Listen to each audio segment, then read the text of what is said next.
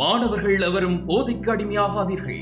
அடிமையானவர்கள் மீண்டதாக சரித்திரமில்லை. எனவே உங்களையும் சமூகத்தையும் பாதுகாத்துக் கொள்ளுங்கள். உங்கள் நலன் கருதி கல்வி டிவி. அனைத்து மாணவர்களுக்கும் காலை வணக்கங்கள். நாங்கள் தரம் 11ஆம் ஆண்டு பகுதியினுடைய பாடப்பிறப்பை அவதானித்துக் கொண்டு வருகின்றோம். அந்த வரிசையில் இன்று 11ஆம் ஆண்டு பகுதியினுடைய மூன்றாம் ஆண்டு சொல்லப்படுகின்ற சிறுகதை பகுதியை பற்றிய அந்த சிறுகதை எழுதப்பட்ட ஆசிரியர், அந்த சிறுகதையில குறிப்பிடப்படுகின்ற பிரதானமான கதாபாத்திரங்கள், அந்த சிறுகதையினுடைய மையக்கருத்து, அந்த மையக்கருத்தை விளக்குவதற்காக ஆசிரியர் கையாண்ட அதாவது கதைக்கள வர்ணனை பற்றிய சில விடயங்களை அடிப்படையாக கொண்டதாக இன்றைய இந்த வகுப்பு என்ன செய்ய அமைந்திருக்கும். மூன்றாம் ஆண்டு சொல்லப்படுவது 10ஆம் ஆண்டுல கம்ப்யூட்டர் என்று சொல்லப்படுகிற சிறுகதை வருவது மாதிரி 11ஆம் ஆண்டுல வருகின்ற பிரதானமான சிறுகதை பகுதி எதாக இருக்கும் என்றால் மூன்றாம் ஆண்டு சொல்லப்படுகின்ற சிறுகதை பகுதி.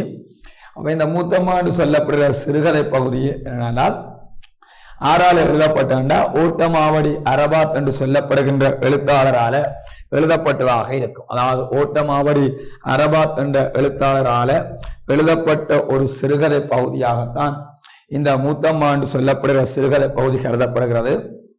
இதுல அரபாத் என்பது அவருடைய பெயராகவும் ஓட்டமாவடி என்பது அவருடைய என்னவா கொண்ட இடமாகவும் இருக்குது. இடப்பெயரையும் அவருடைய பெயரையும் சேர்த்து ஓட்டமாவடி அரபாத் என்று என்ன செய்யறால் குறிப்பிடப்படுகிறது. இவர் கிழக்கிழங்கை மட்டக்களப்பு மாவட்டத்திலே இருக்கின்ற அதாவது ஓட்டமாவடி என்று சொல்லப்படுகிற இடத்தை பிறப்பிடமாக கொண்டவராக குறிப்பிடப்படுகிறார். யாராக கொண்டால் இந்த ஓட்டமாவடி அரபாத் இவருடைய இஸ்லாமிய மதத்தை பின்பற்றுகின்ற ஒரு முஸ்லிம் எழுத்தாளர்களில் சிறப்புக்குரியவராக கருதப்படுவர் யாராயிருக்கும் என்றால் எங்களுடைய ஓட்டமாவடி அரபாத் அவர்களால் எழுதப்பட்ட ஒரு சிறுகதை பகுதியாகத்தான் அமைகின்றது இந்த மூன்றாம் ஆண்டு சொல்லப்படுகின்ற இந்த சிறுகதை பகுதி. சிறுகதை பகுதியா என்ன கொண்டா சிறுகதை என்றா என்னென்றால் மனித வாழ்க்கையில் ஏற்படுத்தப்படுகின்ற ஒரு நிகழ்ச்சி பற்றி, மனித வாழ்க்கையிலே ஏற்படுத்தப்படுகின்ற ஒரு நிகழ்ச்சியை பற்றி ஒரு கணப்பொழுதிலே என்ன செய்ய வாசித்து முடிக்கக்கூடியதாக இருக்கின்ற ஒரு புனைகதை இலக்கிய வடிவம்தான் என்னவா இருக்கும்னா சிறுகதையாக சொல்லப்படும். அதாவது மனித வாழ்க்கையிலே நடைபெறுகின்ற ஒரு அதாவது சமூக விடயமாக இருக்கலாம், அல்லது ஒரு தனி மனித பிரச்சனையா இருக்கலாம், அல்லது ஒரு சமூக பிரச்சனையா இருக்கலாம். அதை பிரதானமாக மையமாக வைத்து நாங்கள் ஒரு கொஞ்ச நேரத்துக்குள்ள வாசித்து முடிக்கக்கூடியதாக காணப்படுகின்ற ஒரு புனைகதை இலக்கிய வடிவமாக கருதப்படுவது என்னவா இருக்கும்னால் சிறுகதையாக இருக்கும்.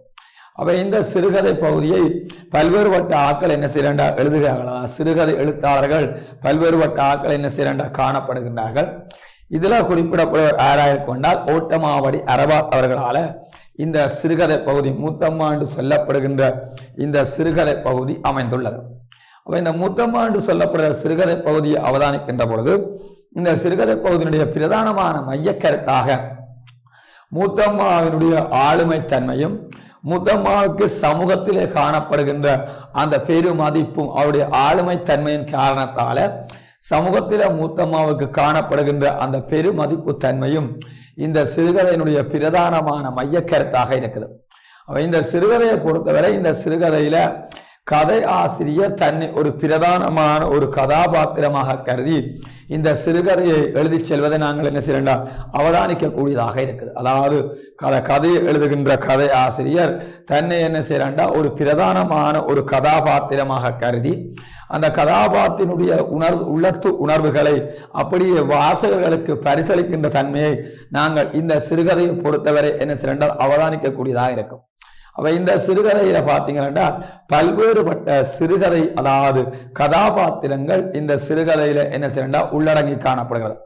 ஒன்று பிரதான கதாபாத்திரம் மூத்தம்மாவாக காணப்படுகிறது. அடுத்தது பேரன் காசிம் என்று சொல்லப்படுகின்ற ஒரு கதாபாத்திரம் இருக்கிறது. அடுத்தது மூத்த வாப்பா என்று சொல்லப்படுகிற ஒரு கதாபாத்திரம் இருக்கிறது.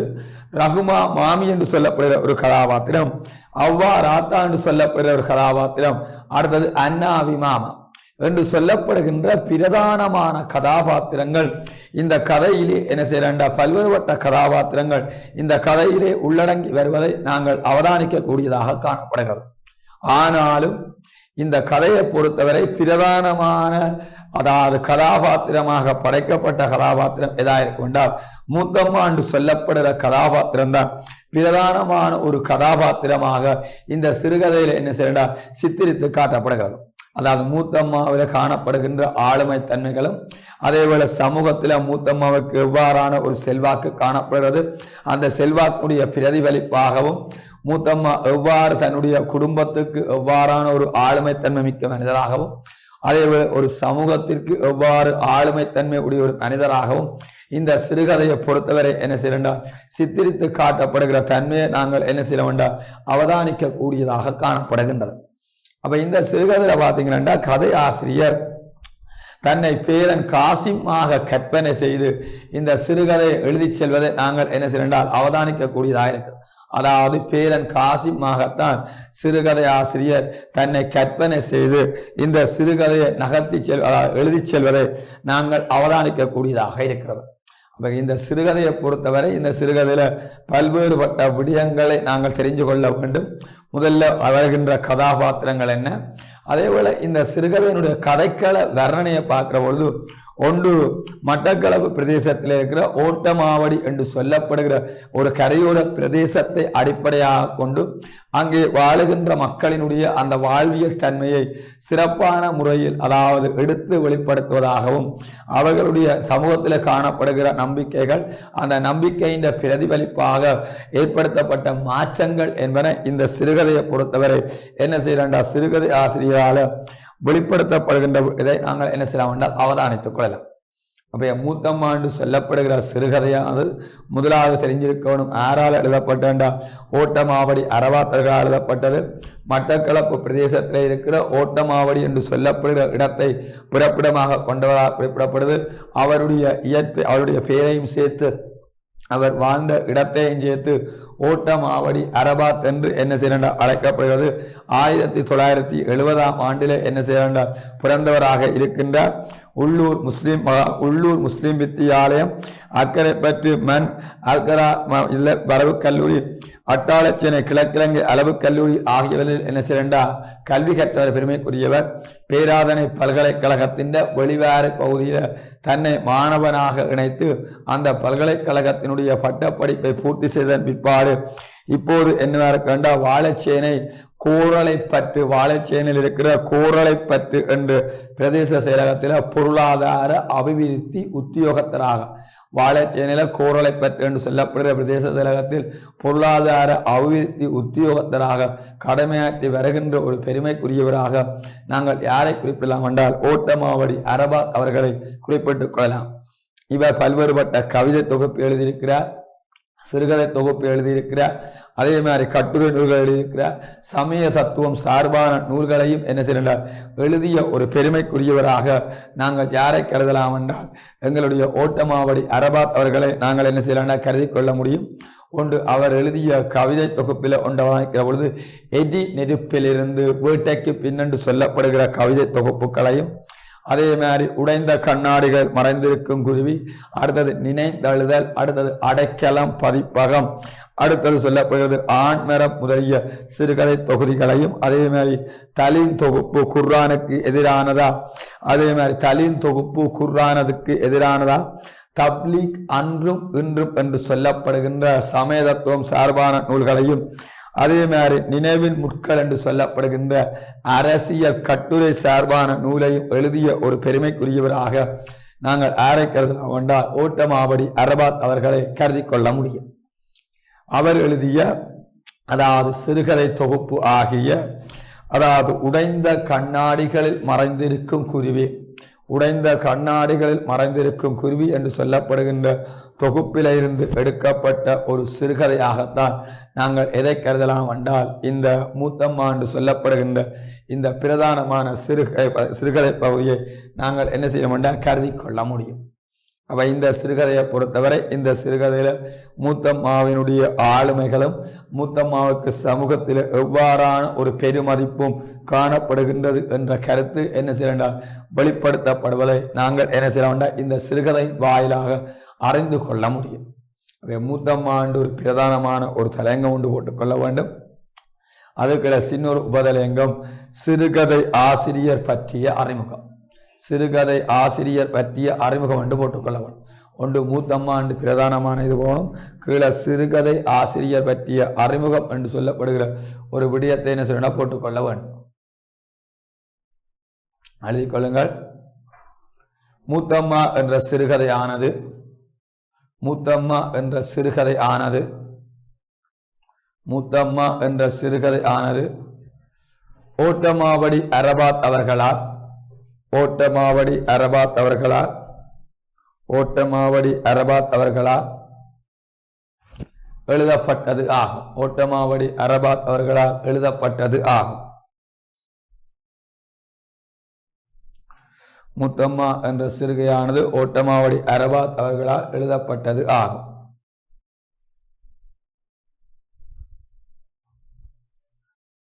இன்று உள்ள ஈழத்து சிறுகதை எழுத்தாளர்களிலே ஈழத்து சிறுகதை எழுத்தாளர்களிலே சிறப்புக்குரியவராக கருதப்படுபவர் ஓட்டமாவடி அரபாத் அவர்கள்.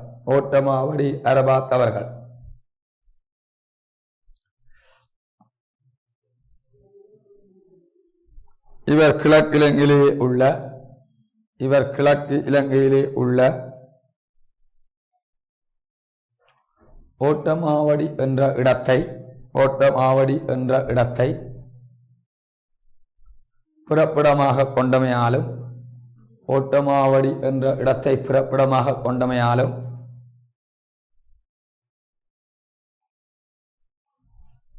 அரபாத் என்ற அவருடைய பெயரையும் சேர்த்து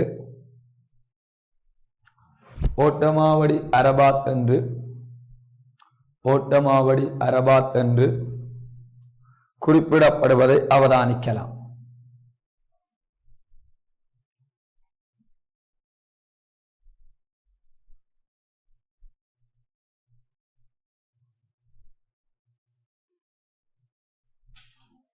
இவர் 1970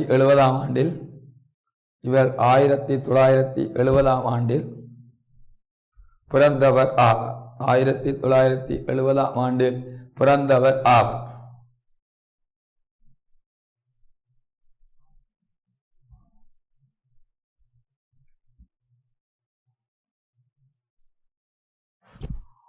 உள்ளூர்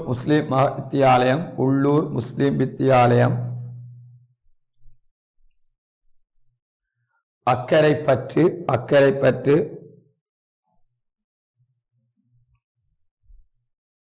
அல் கைராக் அரபு கல்லூரி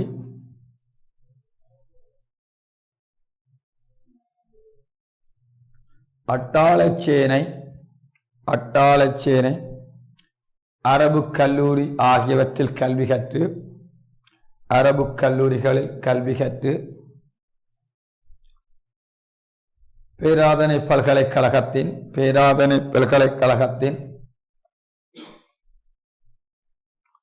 வெளிவாரி பகுதியில்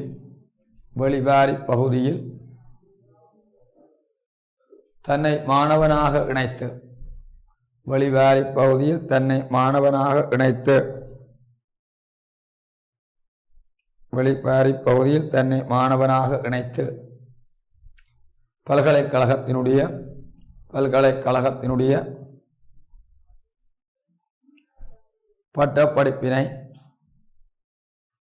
பல்கலைக்கழகத்தினுடைய பட்டப்படிப்பினை பூர்த்தி செய்தவர் ஆவார்.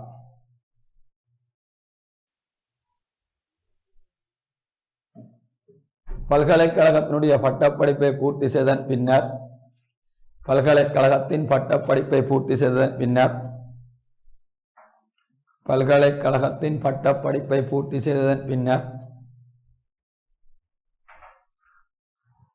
வாழைச்சேனையில் உள்ள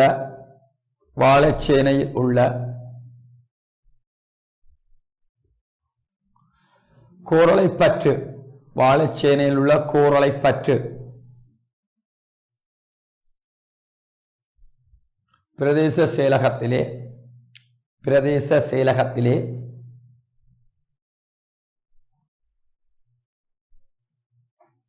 பொருளாதார அபிவிருத்தி உத்தியோகத்தராக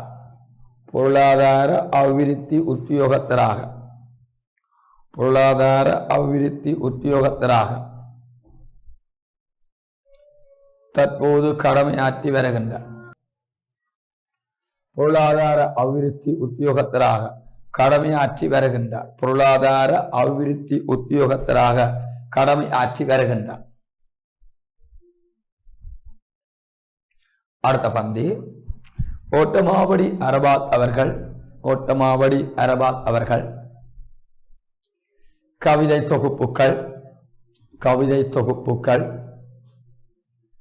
சிறுகதை தொகுப்புகள், சமய தத்துவம் சார்பான நூல்கள்,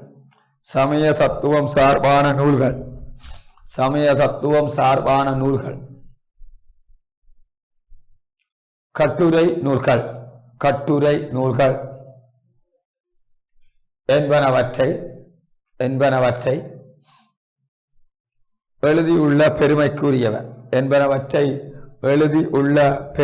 உரியவர். கட்டுநூல்கள் என்பவற்றை எழுதியுள்ள பெருமைக்கு உரியவர். அந்த வகையில்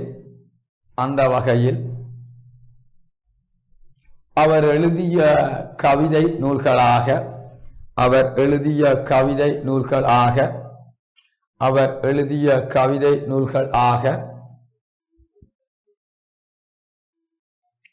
எடி நெருப்பிலிருந்து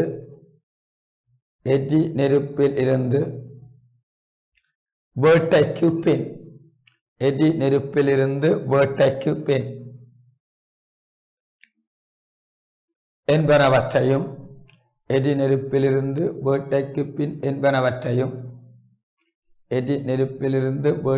பின் என்பனவற்றையும் அவர் எழுதிய சிறுகதை தொகுதிகளாக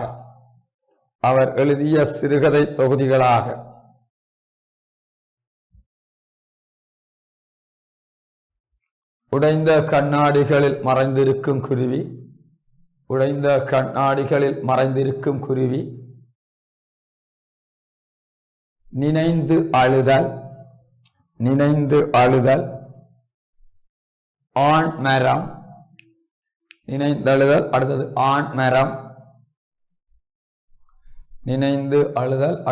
ஆண் மரம், அடைக்கலம் பதிப்பகம்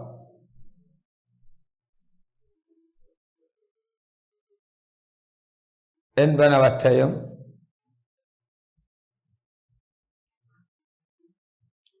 அவர் எழுதிய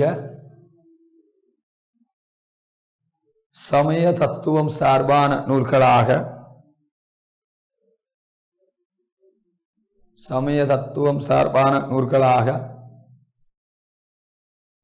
தப்லீக் அன்றும் இன்றும்,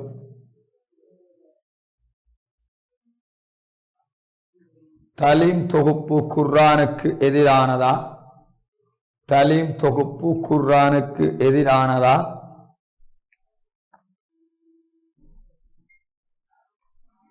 இஸ்லாமும் சர்வமத கோட்பாடும் ஈமானின் கிளைகள் என்பனவற்றையும் நினைவின் முட்கள் என்ற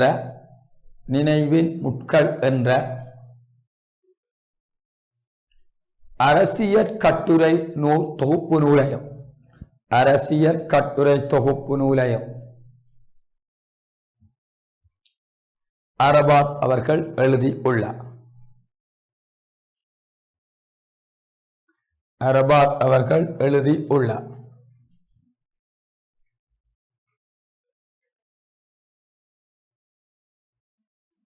ஓட்டமாவடி அரபாத் அவர்கள் எழுதிய ஓட்டமாவடி அரபாத் அவர்கள் எழுதிய உடைந்த கண்ணாடிகளில் மறைந்திருக்கும் குருவி. உடைந்த கண்ணாடிகளில் மறைந்திருக்கும் குருவி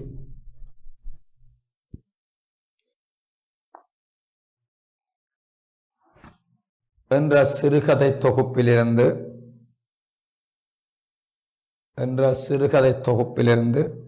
எடுக்கப்பட்ட ஒரு சிறுகதையை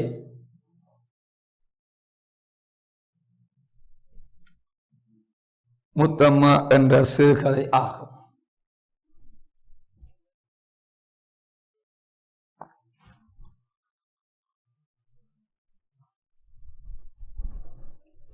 இச்சிறுகதையை பொறுத்தவரையில்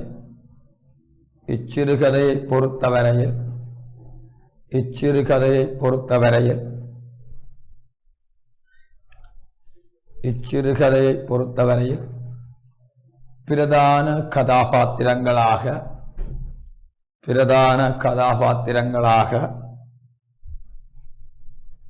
முத்தம்மா, முத்தவாப்பா, பேரன் காசிம், பேரன் காசிமின் தங்கை ரகுமா மாமி, அன்னாவி மாமா, அவ்வா ராத்தா என்ற கதாபாத்திரங்கள்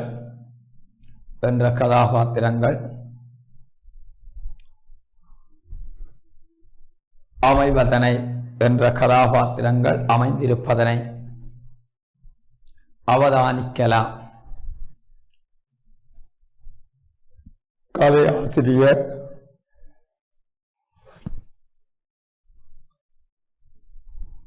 கதை ஆசிரியர் தன்னை பேரன் காசிமாக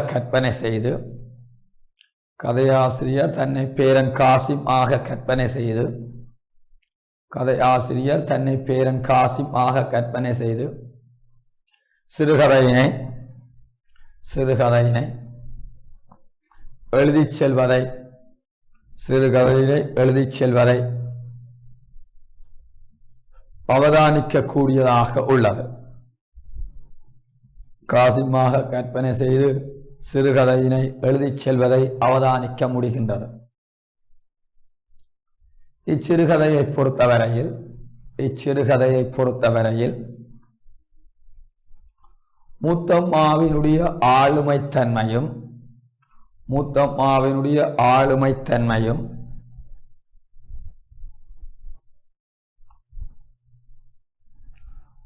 முத்தம்மாவிடம் காணப்படுகின்ற சமூக ஆளுமைத்தன்மையும் எடுத்து உரைக்கப்படுவதை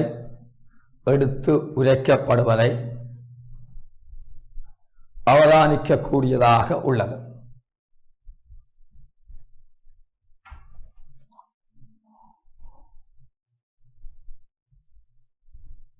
இங்கு முத்தம்மாவை பொறுத்தவரையில்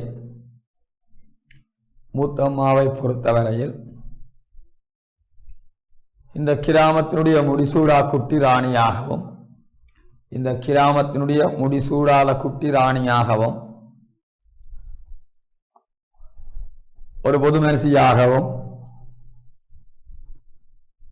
சிறந்த ஒரு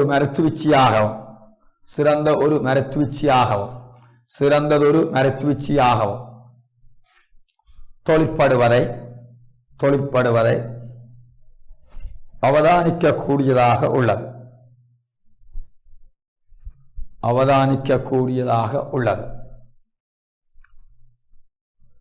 முத்தம்மாவின் ஆளுமைகளை பார்த்தே பேரன் காசிம் தன்னிடம் இருந்த பயந்தாங்குழி பட்டத்தை எல்லாம் தகர்த்தறிந்து தன்னிடமிருந்த பயந்தாங்கொள்ளி பட்டத்தை எல்லாம் தகர்த்தறிந்து தன்னிடமிருந்த பயந்தாங்கொள்ளி பட்டத்தை எல்லாம் தகர்த்தறிந்து தன்னிடமிருந்த பயந்தாங்கொள்ளி பட்டத்தை எல்லாம் தகர்த்தறிந்து வாழ்க்கையிலே முன்னேறிக்கொண்ட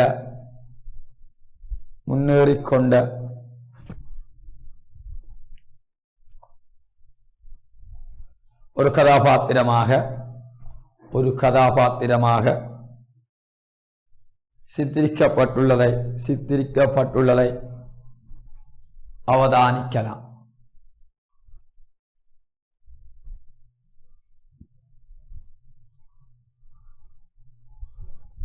அது மாத்திரம் அல்லாது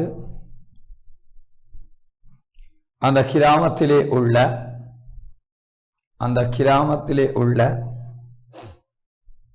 நம்பிக்கையினுடைய வெளிப்பாடும் அந்த கிராமத்திலே உள்ள நம்பிக்கையின் வெளிப்பாடும்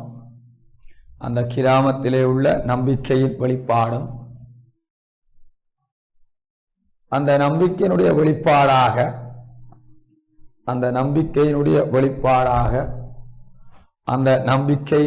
வெளிப்பாடாக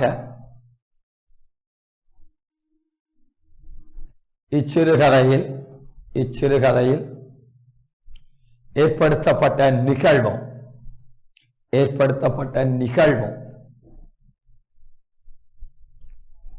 இங்கு குறிப்பிடப்பட்டுள்ளதை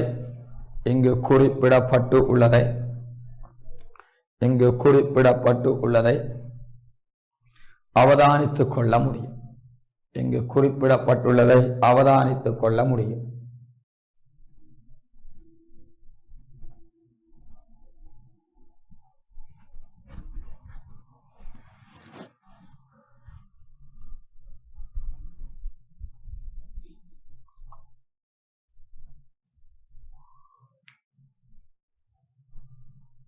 இந்த சிறுகதையை அவதானிக்கின்ற பொழுது இந்த சிறுகதையில என்ன குறிப்பிடப்படுதுன்னா, கதையினுடைய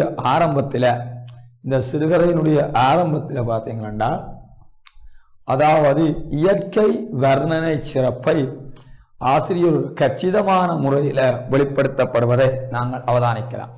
ஒரு இயற்கை வர்ணனை சிறப்பை ஒரு கச்சிதமான முறையில் கதையாசிரியர் ஓட்டமாவடி அரபாத் அவர்கள் கையாண்டு உள்ள தன்மையை நாங்கள் என்ன செய்யலாம்டா அவதானித்துக் கொள்ளலாம். நிலாவென்று சொல்லப்படுகின்ற அல்லது சந்திரனுடைய அந்த இயற்கையான அம்சங்களையும் அந்த நிலவினுடைய ஒளித்தன்மையையும் என்ன செய்கிறார் என்றால் ஒரு இயற்கையான ஒரு வர்ணனை சிறப்போடு கதையாசிரியர் வெளிப்படுத்தியிருப்பதை நாங்கள் என்ன செய்யலாம்டா அவதானிக்கலாம். அதாவது தயிர் சட்டி என்ற வடிவத்தில் வானில் கிடந்தது நிலா என்று சொல்லப்படுகிறது. கொட்டி வைத்த இடத்தில் சற்று நேரம் இசகாமல் உறைந்திருக்கும் எருமை தயிரை போல ஆடாமல் இருந்தது அதன் வடிவம் என்று சொல்லப்படுகிறது. வெண்ணிற மிருகங்கள் நிலவை மூடி ஆலிங்கனம் செய்கையில் உறை தயிரின் பாலாடையோ என வியக்க வைத்தது அதன் அழகு என்று சொல்லப்படுகிறது. அதாவது நிலவு என்று சொல்லப்படுகின்ற அல்லது நிலா என்று சொல்லப்படுகின்ற ஒன்றை பற்றி இயற்கையான வர்ணனை சிறப்போடு உவமை அணிகளை கையாண்டு என்ன செய்தால் சிறுகதை ஆசிரியர் குறிப்பிட்டு உள்ள தன்மையை நாங்கள் அவதானித்துக் கொள்ளலாம். தயிர் சட்டியின் வடிவத்தில வானில் கிடந்த நிலா என்பதில் இருக்கிற அணி உவமை அணி. தயிர் சட்டி எவ்வாறு வட்ட வடிவமாக இருக்குமோ அதே மாதிரி ஆகாயத்தில் காணப்பட்ட நிலா என்று சொல்லப்படுகிறது. கொட்டி வைத்த இடத்தில் சற்று நேரம் பிசகாமல் கொட்டி வைத்த இடத்திலே சற்று நேரம் பிசகாமல் உறைந்திருக்கும் எருமை தயிரை போல ஆடாமல் இருந்தது அதன் வடிவம் என்று சொல்லப்படுகின்றது. கொட்டி வைத்த இடத்தில் சற்று நேரம் பிசகாமல் உறைந்திருக்கின்ற எருமை தயிரை போல ஆடாமல் இருந்தது அதனுடைய வடிவம் என்று குறிப்பிடப்படுகிறது. அந்த வெண்ணிற மேகங்கள் நிலவை மூடி ஆலிங்கனம் செய்கையில் அந்த வெண்ணிறமான அந்த மேகங்கள் நிலவை மூடி ஆலிங்கனம் செய்கையில் உறை தயிரின் பால் ஆடையோ என வியக்க வைத்தது அதன் அழகு என்று சொல்லப்படுகிறது. அந்த உறை தயிரினுடைய பாலாடையோ என வியக்க வைத்தது அதன் அழகு என்று என்ன செய்யலாம் குறிப்பிடப்பட்டுள்ளதை அவதானிக்கலாம். தயிர் சட்டியின் வடிவத்தில் வானில் கிடந்தது நிலா. தயிர் சட்டி எவ்வாறு வட்ட வடிவமாக இருக்குமோ அதே மாதிரி ஆகாயத்தில் இருந்த நிலா. கொட்டி வைத்த இடத்தில் சற்று நேரம் இசகாமல் உறைந்திருக்கும் எருமை தயிரை போல ஆடாமல் இருந்தது அதனுடைய வடிவம் என்று சொல்லப்படுகின்றது. வெண்ணிறமான மிருகங்கள் நிலவை மூடி என்பது ஒரு அடுக்கு தொடர். ஆலிங்கனம் என்பது ஒன்று தழுவுதல், அது ஒரு வடமொழி சொல். செய்கை உறைதரின் பாலாடையோ என வியக்க வைத்தது அதன் அழகு. உறைதரின் பாலாடையோ என வியக்க வைத்தது அதனுடைய அழகு என்று என்ன செய்தால் குறிப்பிடப்படுவதை அவதானிக்கலாம். அதாவது இயற்கையான வர்ணனை சிறப்புகளை குறிப்பிட்டார். என்ன அணியை கையாண்டால் உவமை அணியின் வாயிலாக அந்த இயற்கை வர்ணனை சிறப்பானது வெளிப்படுத்தப்பட்டுள்ளதை நாங்கள் என்ன செய்யலாம் என்றால் அவதானித்துக் கொள்ளலாம். அடுத்தது தூரத்தை சீர்கின்ற ஒரு கடலினுடைய சீற்றமண்டா என்னத்தை குறிக்கிறார்? சீற்றமண்டா என்னத்தை குறிக்கிறா? கோ என்பதை குறிக்கிறது. தூரத்தை சீரும் கடலின் சீற்றம் துல்லியமாக கேட்டது. சற்று தள்ளி நிற்கின்ற மாமரத்தின் புக்கள் காற்று குவிந்து கூரைக்கு மேல் நச்சென விழுந்தன. காற்று குவிந்து கூரைக்கு மேல் நச்சென விழுந்தன. சம்பந்தம் இல்லாமல் நாய்கள் ஊளையிடுவதும் ஒன்று என்ன செய்யணும் ஊளையிடுவதும் தனகி திரிவதும் ஒழுங்கைக்குள் ஒன்று துரத்தி கடிப்பதும் மிக தெளிவாக தெரிந்தது என்று சொல்லப்படுகிறது. இதெல்லாம் என்ன கொண்டா இயற்கை வர்ணனை. அதாவது இயற்கையை என்ன செய்யறா கொஞ்சம் திகிலூட்டுகின்ற வகையில, அதாவது வாசகர்களுக்கு என்ன செய்யறா கொஞ்சம் பயத்தினை உண்டு பண்ணுகின்ற வகையில, அதாவது கதையாசிரியர் கையாண்ட ஒரு வகையான உத்தி முறையாகத்தான் நாங்கள் இங்கே இதை குறிப்பிட்டுக் கொள்ளலாம். தூரத்தை சீறுகின்ற கடலின் சீற்றம் துல்லியமாக கேட்டது. துல்லியம் என்பதன் அர்த்தம் திட்ட தெளிவாக. சற்று தள்ளி நிற்கின்ற மாமரத்தின் பூக்கள், சற்று தள்ளி நிற்கின்ற அந்த மாமரத்தினுடைய பூக்கள் காற்று குதிர்ந்து கூரைக்கு மேல் நச்சென விழுந்தன. நச்சனை என்பது ஒரு வகையான ஒலிக்குறிப்பு சொல். நச்சனை என்பது ஒரு வகையான ஒலிக்குறிப்பு சொல். நச்சென்றது. அடுத்தது சம்பந்தம் இல்லாமல் என்றால் தொடர்புகள் எதுவுமே இல்லாமல் நாய்கள் ஊளையிடுவது. நாய்களினுடைய தொனி மரபு குறைத்தல். இதுல ஊளையிடுதல் என்று சொல்லப்படுவது. இது ஒரு தொனி, அதாவது மரபு வலு என்றதற்குள்ள வருகிறது. தனகி திரிவதண்டா ஒரு தனகி திரிவதண்டா ஒன்று என்ன செய்கிறண்டா, அதாவது சீண்டுதலை குறிக்கிறது. ஒழுங்கைக்குள் ஒன்று துரத்தி கடிப்பதும் மிக தெளிவாக தெரிந்தது என்று சொல்லப்படுகிறது. ஒன்று துரத்தி கடிக்கிறதும் மிக தெளிவாக என்ன செய்யறா தெரிந்ததாக சொல்லப்படுகிறது. அதே மாதிரி மற்ற சொல்லப்படுகிறது தயிர் சட்டியின் வடிவத்தில ஆகாயத்தில காணப்பட்ட நிலவு என்று சொல்லப்படுகிறது. கொட்டி வைத்த இடத்தில் சற்று நேரம் இசகாமல் என்றால் தவறாமல் அல்லது குழம்பாமல் அல்லது மாற்றமடையாமல். இசகாமல் என்றால் தவறாமல் அல்லது குழம்பாமல் அல்லது மாற்றமடையாமல் சொல்ற விளங்கிட்டா. அதாவது உறைந்திருக்கும் எருமை தயிரை போல ஆடாமல் இருந்தது அதனுடைய வடிவம். வெண்ணிற மேகங்கள் நிலவை மூடி ஆலிங்கனம் என்றா ஒன்று தழுவுகின்ற சந்தர்ப்பத்தில உறை தயிரின்ற பாலாடியோ என வியக்க வைத்தது அதனுடைய அழகு என்று சொல்லப்படுகிறது. தூரத்தை சீறுகின்ற கடலினுடைய சீற்றமண்டா கோபம் துல்லியமாக திட்ட தெளிவாக தெரிகிறது. சற்று தள்ளி நிற்கின்ற மாமரத்தின் பூக்கள் காற்று குதிர்ந்து உதிர்ந்தண்டா சொரிந்தன்பதை குறிக்கிறது. கூரைக்கு மேல் நச்சென விழுதல். சம்பந்தம் இல்லாமல் நாய்கள் ஊளையிடுதல், தனகி திரிதல், ஒழுங்கைக்குள் ஒன்று துரத்தி கடிப்பதும் மிக தெளிவாக தெரிந்ததாக குறிப்பிடப்படுகிறது. இது இந்த சிறுகதையினுடைய ஆரம்பத்திலே கதையாசிரியர் இயற்கையை சில வர்ணனை சிறப்புகளோடு வாசகர்களுக்கு திகில் ஊட்டுகின்ற வகையில குறிப்பிட்ட பிரதானமான விடயங்களாக காணப்படுகிறது.